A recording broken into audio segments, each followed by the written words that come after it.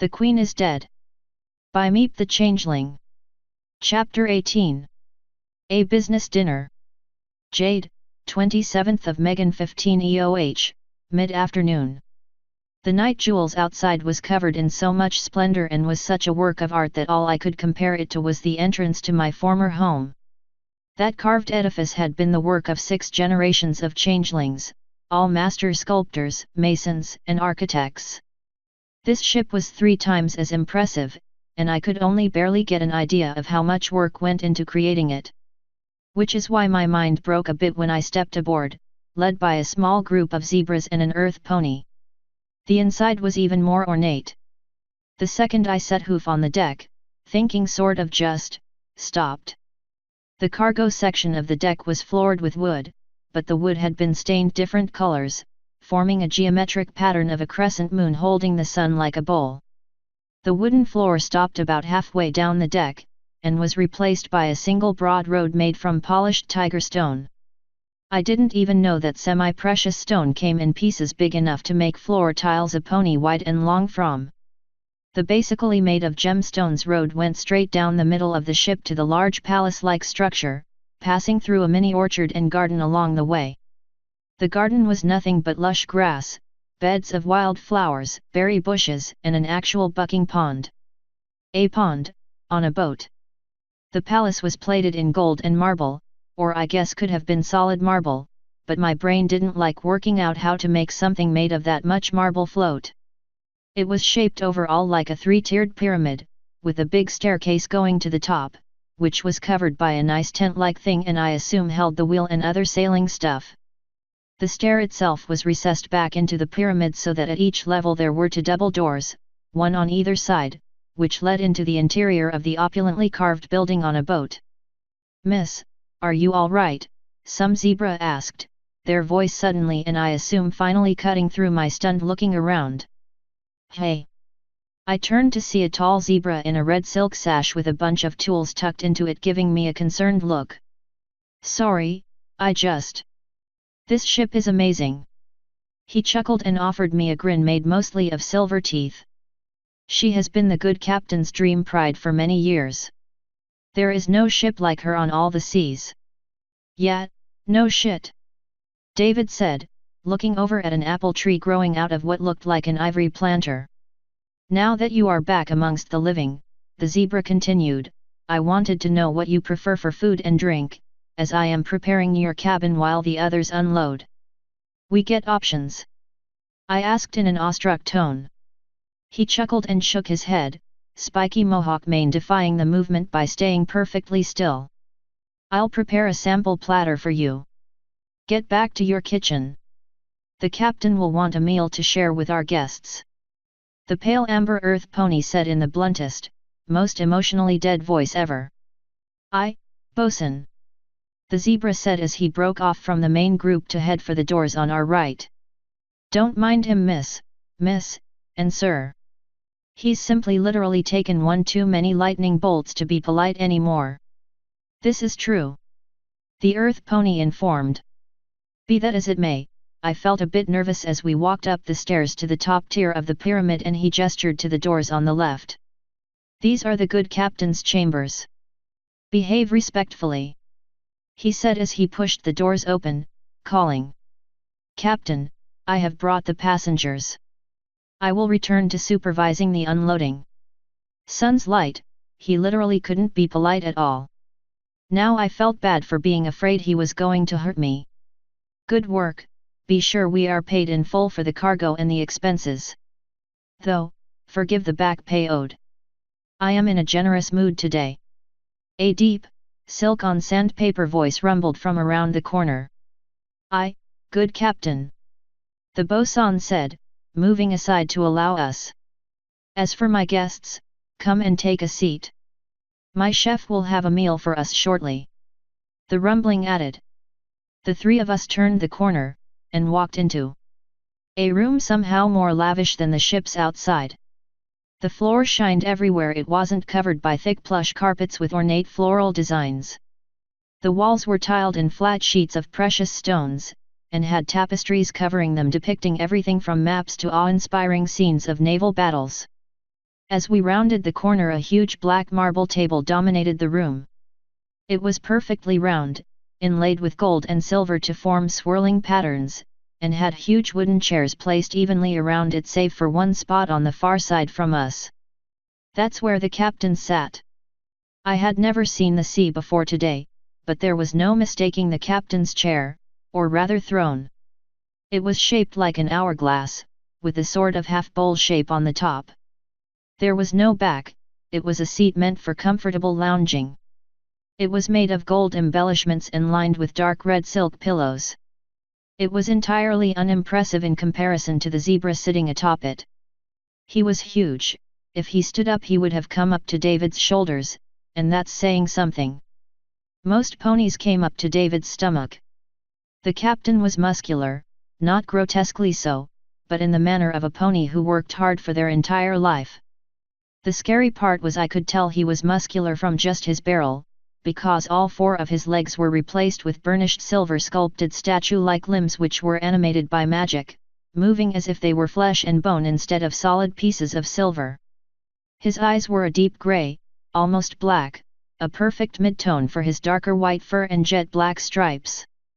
His mane was braided into a few plaits and mostly hidden behind a silver helmet crown hybrid which could only be described as overlapping layered feathery wings wrapped into a helmet shape. "Eeb!" Lily squeaked as she rounded the corner. The captain chuckled, smiled, and waved a hoof at the table. "Come, sit. We will drink, eat, and discuss your journey. Fear not, miss, you are entirely safe aboard my ship. Should any dare to harm you, I shall present you with their belongings as they are cast into the sea." David cleared his throat to hide an intimidated squeak as well and took a seat opposite the captain. His eyes widened as he sat down. "Hey, I fit this chair." "Indeed, you do. I imagine that few pony-made chairs are suited to individuals of our stature," the captain said in a conversational tone, which barely did anything to make his deep rumbling voice less intimidating. Lily gulped and shyly took a seat next to David, so I went ahead and sat down on his opposite side. As I sat down, the captain frowned and looked at me with a laser-like gaze. I gulped nervously, dreading having done something to offend him until his gaze softened. "Ma'am, are you comfortable wearing that shape?" "What? How the hay had he I don't know what you mean." "Yes, you do," he said simply. "Do not lie to me. The helm of Anubis reveals all hidden truths. I do not object to having a changeling aboard my ship, nor will my crew. If you don that form to survive amongst these savages, feel free to discard it. If you enjoy being a Pegasus, by all means remain dressed. However, I must ask that you do not impersonate a member of my crew. If you require food, simply inform a crewman of your species. The topaz live peacefully amongst my people, nearly every zebrakin is comfortable offering you a meal." I blinked twice. "What? Thank you." He waved a hoof dismissively. "Think nothing of it. I don't always carry passengers, but when I do I assure they enjoy their stay." The captain turned to Lily and gave her a kind smile. "As for your disguise, the helm tells me you are most comfortable as you are now. So my crew will remain blissfully unawares of your status." Lily blushed deeply and shyly slid down in her seat. David chuckled as Lily shied her way into the seat cushions as if she wanted to merge with them and never be seen again. I only barely managed to keep from giggling like a nymph myself. "And you, my good sir," the captain continued. "I know not what you once were, but I see you are an old soul in a young body, and not in the sense of one mature for their age. If you remain as you are now, my people will not take kindly to your presence in Zebrica. The war between her and Candida is fresh in every zebra's minds." "What do you mean?" David asked, ears standing up in concern. 40 years ago my people fought the people you are now a part of. While younger zebras will harbor no ill will towards you, the old will bear a grudge as keen as a razor's edge. It would be wise to see a means to pacify them, the captain elaborated. The captain nodded to himself and shifted in his seat. "Now that I have seen you are indeed the people my good friend Dusk told me of, allow me to introduce myself. I am the good Captain Sudakaman, Lord of the Free Seas, and the Emperor of all free brothers. Honored to meet you. David replied instantly, standing up to offer a small bow. Bowing seemed like a good idea. I quickly followed suit. Lily, however, remained glued to her seat, trying to still merge with it in embarrassment. Captain Sudakaman made a dismissive gesture with his hoof. Be seated. You are not my subjects, but my guests. It is fortunate your journey coincided with my annual delivery to Capson, but even more so that we have a mutual friend in the Lady Dusk. Whom might you be, that she would broker a deal to ensure you arrive safely upon Keys's shores? I think the better question is who is Dusk? I said as I sat back down. She just sort of, well, helped us get passage out of here. David nodded in agreement. We honestly have no idea who she is. Though seeing as she is friends with you, I imagine she is your landlocked counterpart. The captain laughed, slamming a silver hoof onto his throne. Ah, if only that were so. No friends, I am far beneath her finality. Indeed, for you to even ask such a question is to say you know nothing of her. Surprising, considering how deep Stalin's beliefs run. Then, what is she? Lily asked timidly. I too would want to know exactly whom I went binge drinking with if they somehow outpowered the zebra with a floating palace. If she has not told you, then she does not wish you to know. The captain said in a firm tone. Perhaps if you see her again you can ask her directly. I will not divulge her secrets. David frowned, shifting nervously in his seat. I am not accustomed to not knowing who I am dealing with. This is the second time she has helped me, and I told her I owe her a favor. If there is anything you are willing to say. Ah, I see. Sudakaman said with a slight tip of his head. No, it is within her power to grant me the one thing I could not obtain for myself. A guarantee that I shall die in honorable battle on my final day rather than feebly pass into the next world from my bed. How the bucking hay could any pony guarantee that? Seriously, how? Excuse me? David asked, mouth agape. I said what I said. There will be nothing more said on this matter, for an oath is an oath. Sudakaman grunted, eyes narrowing dangerously. Let us discuss something else, perhaps why you are traveling out of Stalingrad. That was probably a good idea. I didn't want to anger someone who looked like they could crush me like a walnut between their pectorals. Sure, I replied quickly, well. The swarm destroyed my home. I see. Stalingrad is a vast place, why not find somewhere there to settle in? The captain asked, picking up a bottle of wine from the table and pouring himself a glass. The story is a bit more complicated than that. David informed, casually eyeing the bottle. She fled during the middle of the attack and ran into a group of Griffin soldiers who were there to loot the hive, presumably having followed the swarm in after hearing of the ending attack. They actually put a few crossbow bolts into Jade, which I managed to remove and get her more or less patched up. I nodded, it seemed less painful to talk about it now, but it hurt less than before. Yet, the Griffins wanted me dead because of a law thing. If Equestria found out that they had taken our hive, something about a trade agreement. I turned to look pleadingly at David, hoping his memory was better. Right, if word got out about their attack, Equestria would stop trading food. He said helpfully. The captain nodded, yes, that would be the case. The law in question is a basic ruling of the Sovereign's Guild, no two member nations are to attack each other.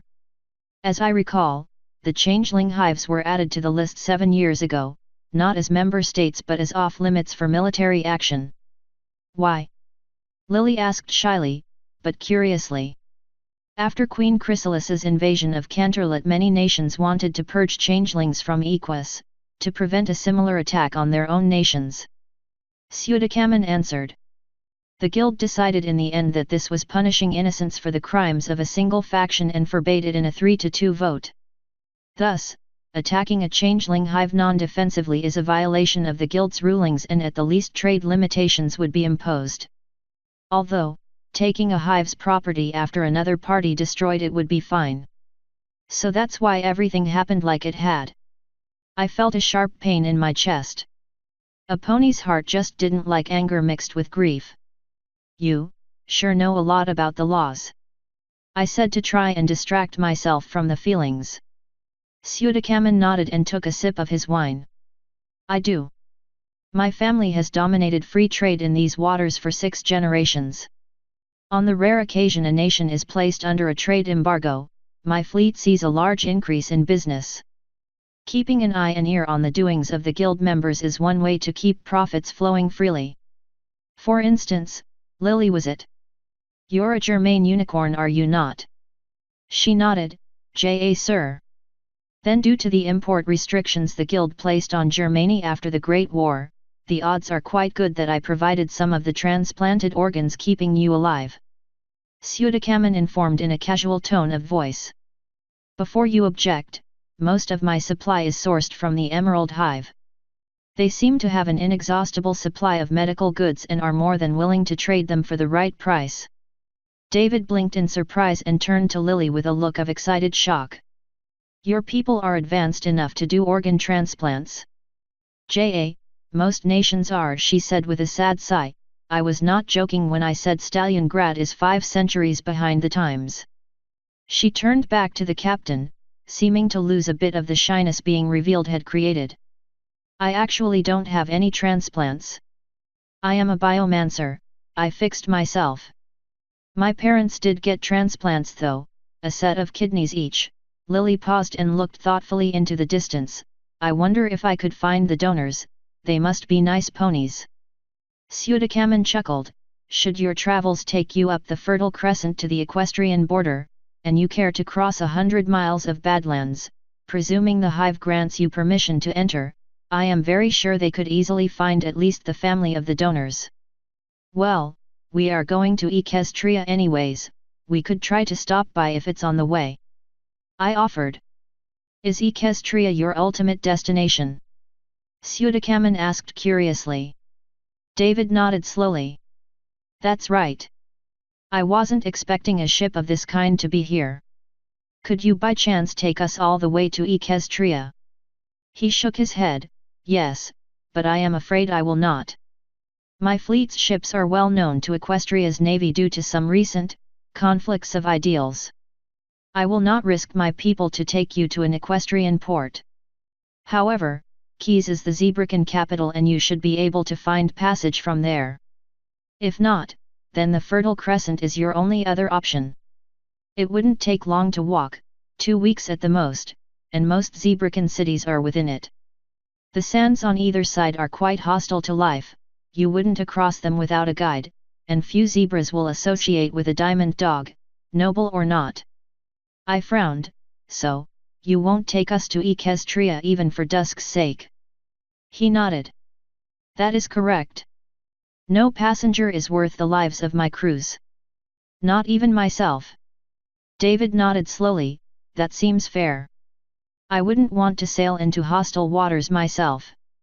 A pair of doors at the back of the room opened, and 3 zebras pushing carts covered with all kinds of food came in. They began to quietly place what looked to be a 5-course meal onto the table. There was bread, and apples, 3 kinds of cheese, a plate of fish strips, rice, and a bunch of other things I didn't recognize.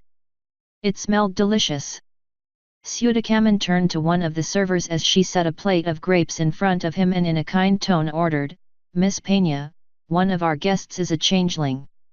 Would you kindly bring Her Highness any charged emote stones we have in the larder? Her Highness. David, Lily, the server, and myself asked together. Sudakaman laughed, a booming sound which filled the whole cabin. Miss Jade, you are the last surviving member of your hive. This means, as there are no other. Which gem was your hive named for? Oh, diamond. I answered reflexively. The captain's eyes contracted slightly, in the manner of some pony finding something interesting but avoiding the topic. I see.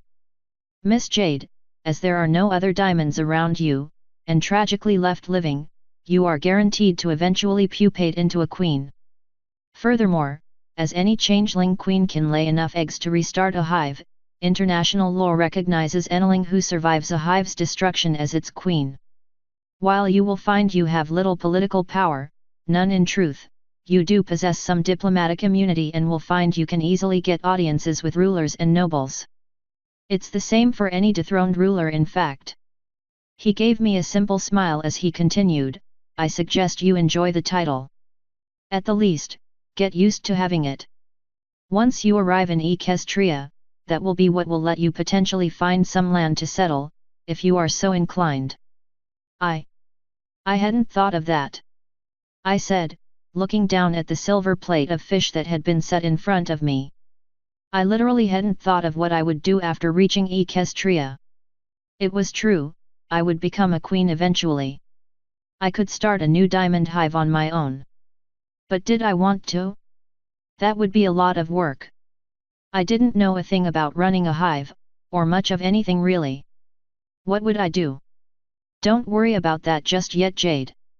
David said comfortingly. Life is best taken one step at a time. We'll cross that bridge when we get to it. You seem to be a wise person. Sudakaman said to David in a glad tone. I would enjoy discussing a few of my business arrangements with you during our trip.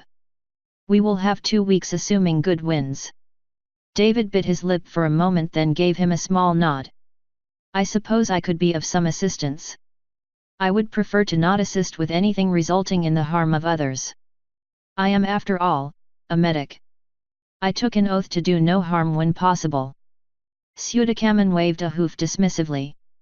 Very few of my arrangements involve violence. As a healer, would you object to assisting in improving my medical supply trade? A way to determine which supplies are genuine, which are fraudulent, and if any are tainted would be of great help. David nodded. That I can do. Excellent. The captain offered us a small smile. In exchange I will have my crew supply you for a trip through Zebrica. But that is in the future. For now, let us eat and enjoy the evening. Oh, so we are not leaving today? I asked curiously. We are in fact leaving as soon as we are unloaded, as I have been paid. His Highness objects to my presence in these waters, despite his subjects being more than happy to pay for the food I can supply. Thus, we leave before his message can return from informing him of my arrival with the orders for his troops here to attack me, he explained. You see, a certain knight captain and I have an arrangement, he added. I supply a year of basic foodstuffs, the citizens pay for it, and he orders his ponies to stand down until officially ordered to stop me. Lily exclaimed, why would any ruler object to selling food? Rulers always have their ideals, reasons, and morals. Sudakaman said bitterly, they can hurt many people for the sake of arbitrary codes of ethics. I refuse to allow such nonsense to cause harm, thus I do not work within the laws of the land. I work within the laws of the sea, which are mine and mine alone. That makes sense, I guess, I said. Then realizing that Sudakaman had some knowledge of leaders and stuff, I asked, what could I do to not hurt my own subjects? You know, if I ever have any. Constantly educate yourself to keep up with the times. Understand that society is more important than any one individual, but also that individuals make up society and should be respected as far as possible, until society begins to suffer. Also be sure to allow others the freedom to make decisions. Oversee, guide, and assist, but do not control. He said quickly and simply, as if delivering a lecture. Save that is for one thing which no one may be allowed to change or challenge. What's that? I asked curiously. Not everyone is equal, no matter how much they wish to think they are. Some are smarter than others. Yet the smart ones frequently forget they are smart, but do not understand everything. Only allow the people who truly know a field to have a say in that field. If just one pony has a voice, progress stagnates. If they all have a voice, the fools, idiots, and uninformed voices drown out those who truly know better. Let the mages be the ones to shape the rules for mages, and let the fisher ponies be the ones to set the rules for fishing. Your task is then to ensure the policies the knowledgeable decide on interact in the best possible way for the whole of society. That's how my father did it, and that's how his father did it, and you can see it's worked excellently," he finished. "Now, with all seriousness, I hunger, let us cease discussing business and share a meal." I certainly had a lot to think about, and I wanted to ask more, but my stomach was doing that weird moving about thing pony stomach do. So I nodded, and proceeded to dig into that plate of fish strips. My eyes lit up as I tasted the first bite of the fish. Whoa! This is exactly like a mother's love for you. Everyone gave me an odd look, and I remembered they couldn't taste emotions. I turned back to my plate with a light blush and resumed eating. One of these days, I need to come up with a way to compare emotional flavors to physical flavors.